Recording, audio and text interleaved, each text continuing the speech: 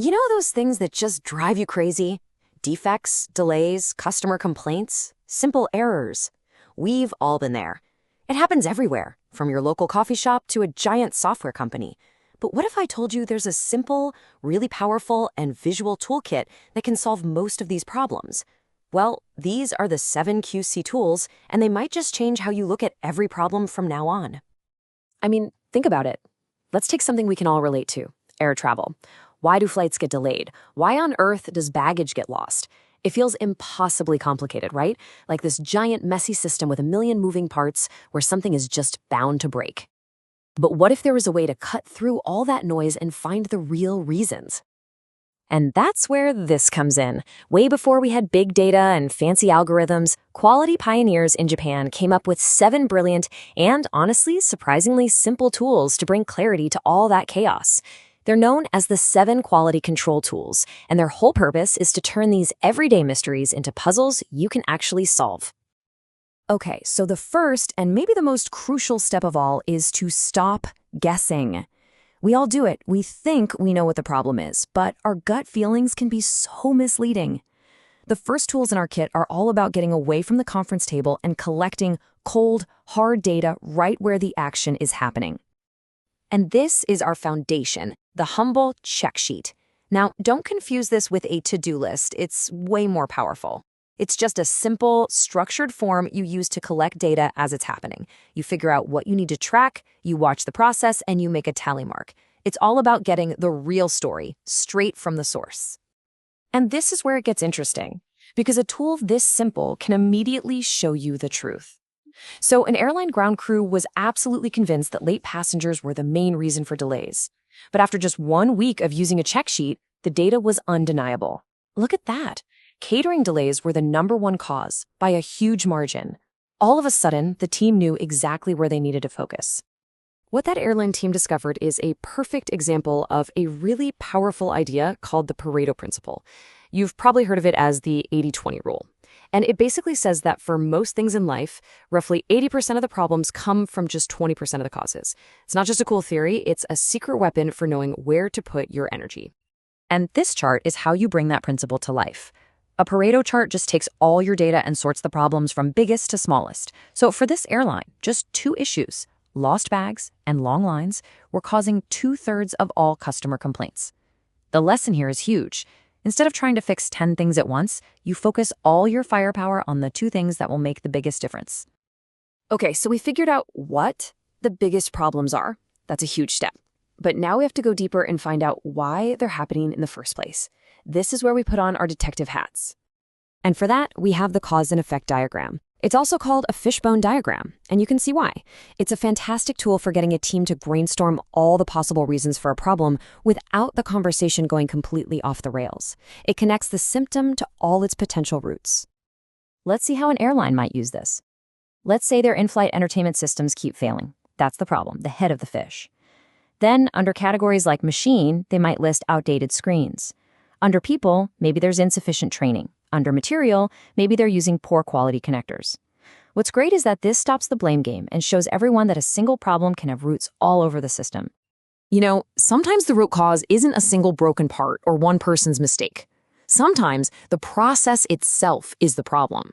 And a flowchart is your best friend here because it helps you actually see the process instead of just talking about it. It makes all the bottlenecks and weird, unnecessary steps impossible to ignore. And this is where you get those amazing aha moments. An airline mapped its baggage drop-off process, and they found this, a completely redundant scanning step. No one even knew why it was there. It's just what they'd always done. By just getting rid of that one useless step, they cut the whole process time by 20%. That's the power of making the invisible visible. So, you've found the problem, you've fixed the cause. You're done, right? High fives all around? Well, not quite. The final step, and it's a critical one, is making sure the problem actually stays fixed. It's all about watching the process to keep it stable and predictable. And for that, we turn to the control chart. Its main job is super important. It helps you tell the difference between 2 kinds of variation.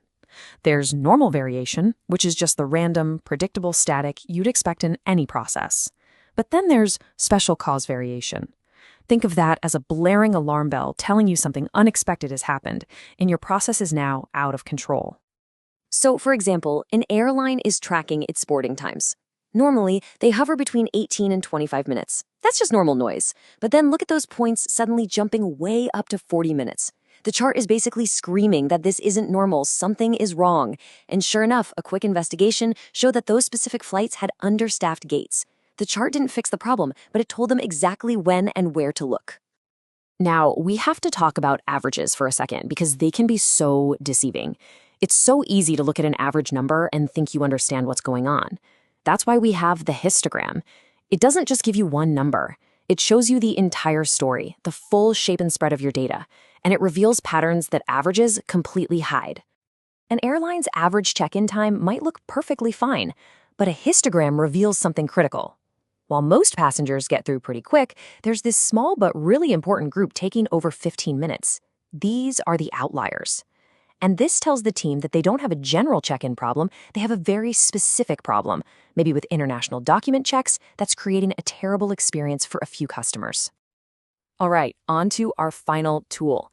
This one is perfect for settling those age-old debates, the ones that are usually based on gut feelings and opinions, like this classic from the airline world.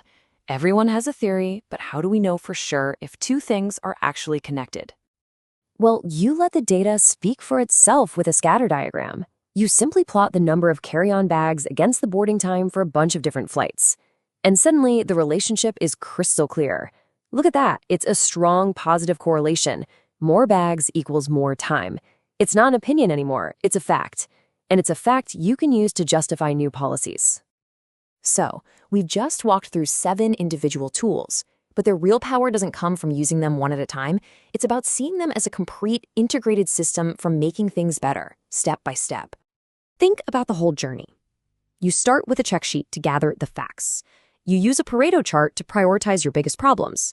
A fishbone and a flowchart help you dig down to the root cause. And finally, control charts, histograms, and scatter diagrams help you monitor your process and make sure your improvements actually stick. And if there's one core idea that ties all of this together, it's this quote right here. Quality isn't really about being perfect. It's about being predictable. It's about understanding and then controlling the variation in your processes. When you can do that, you can deliver consistent quality every time. So I'll leave you with a question to think about.